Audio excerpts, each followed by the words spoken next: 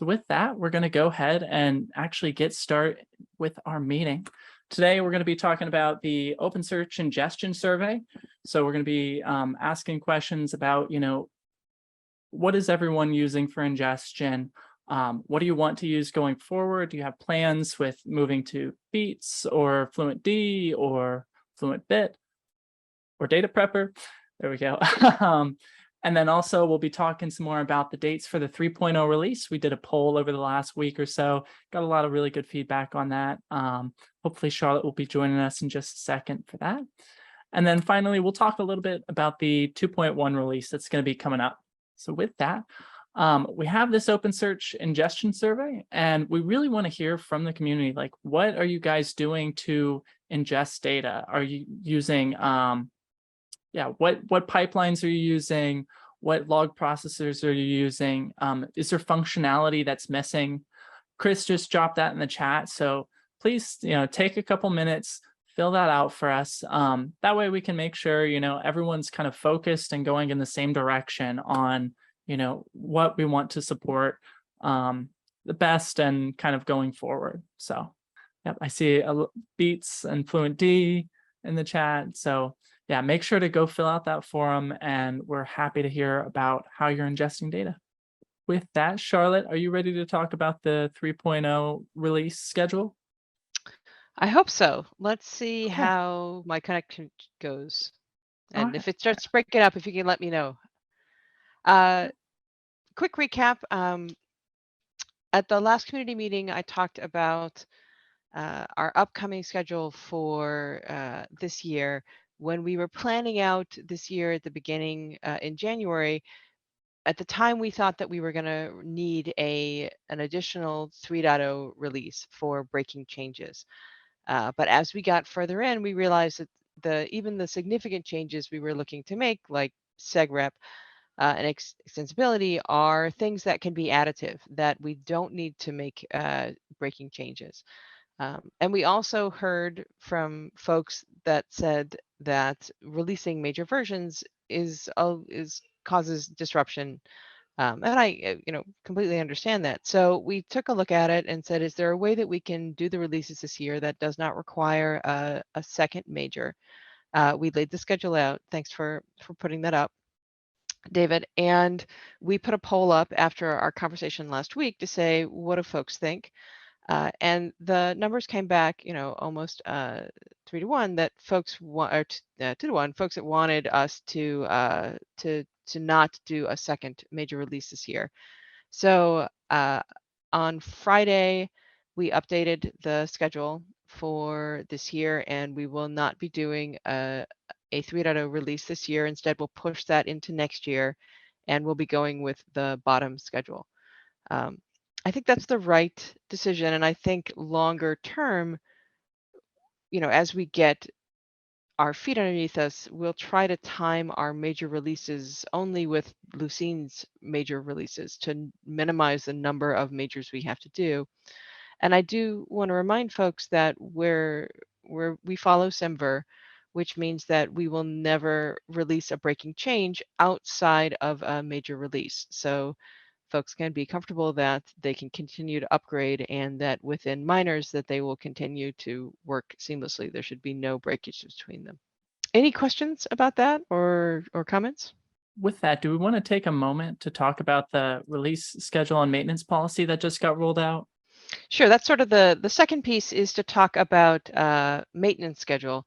This has been a request that came up even at the last community meeting to really codify and write down what our plan is for releases. Obviously, pushing 3.0 out, we now have even more runway. I think if you scroll down, it's at the bottom of the page. The upshot is that by default, versions will remain under maintenance until the next major version enters maintenance or 1 year passes, whichever is longer.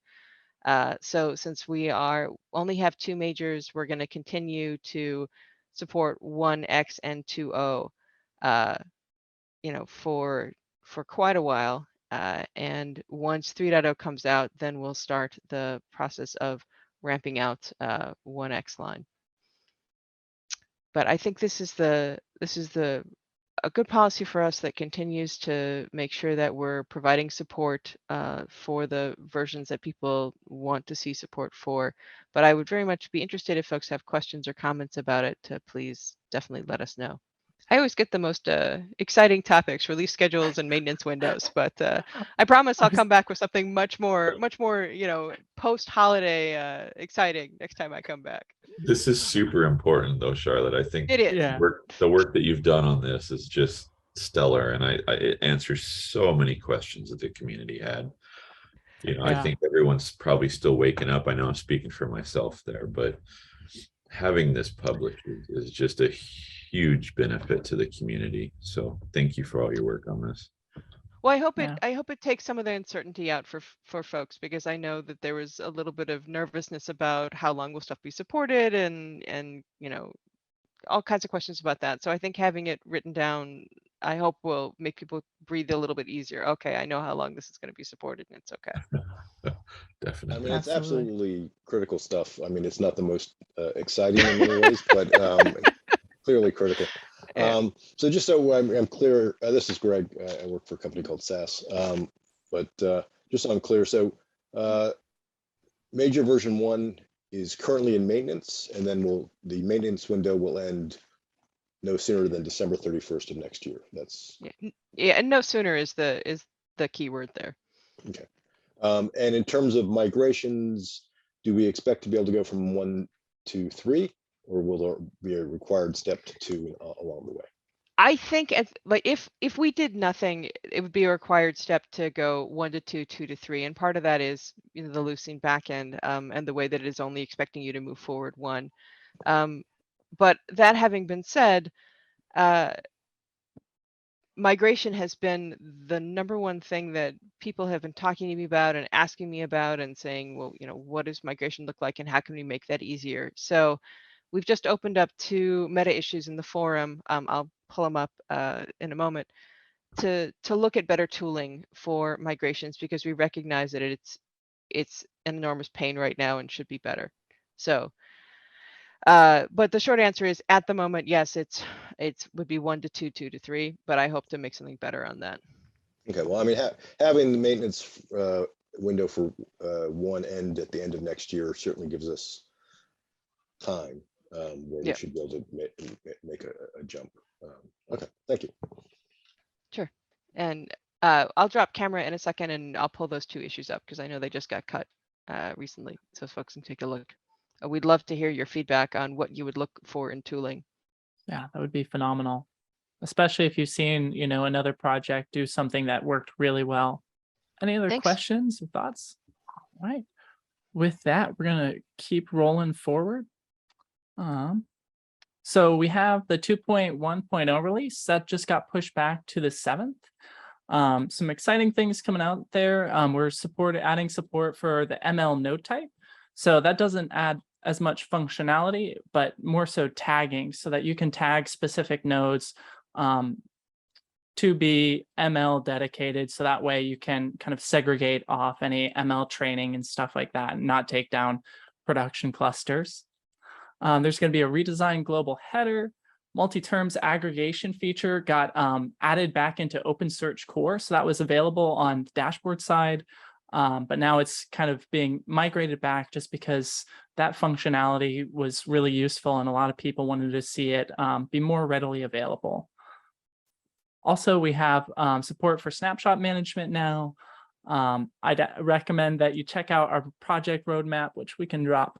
Here, let me do that in here, where you can find all the details on all of these features.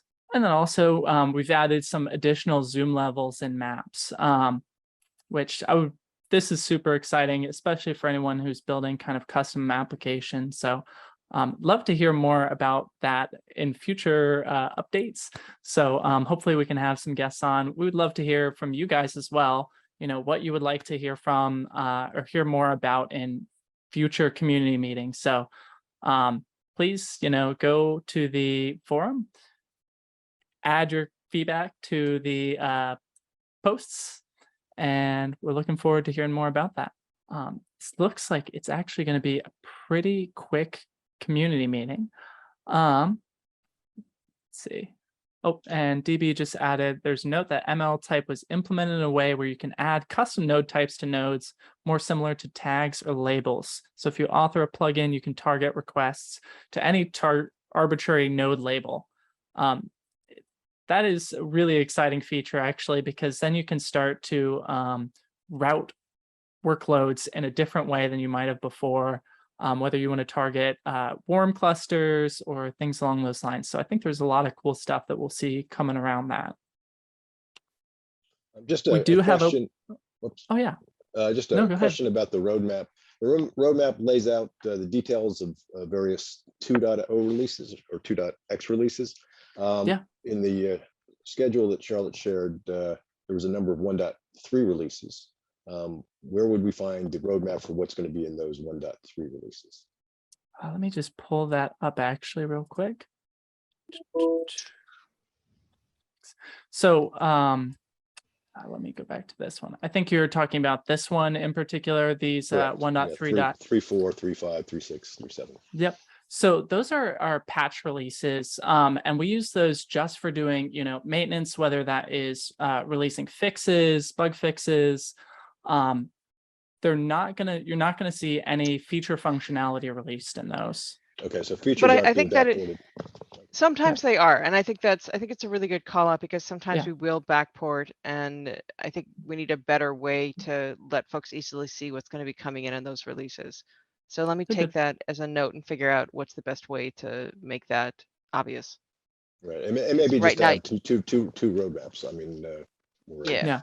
or branch of a roadmap. Actually, Charlotte, to that point, I seem to recall reading it. I don't remember if it was an issue in GitHub that there's going to be a 6-week cycle for those. Was that correct?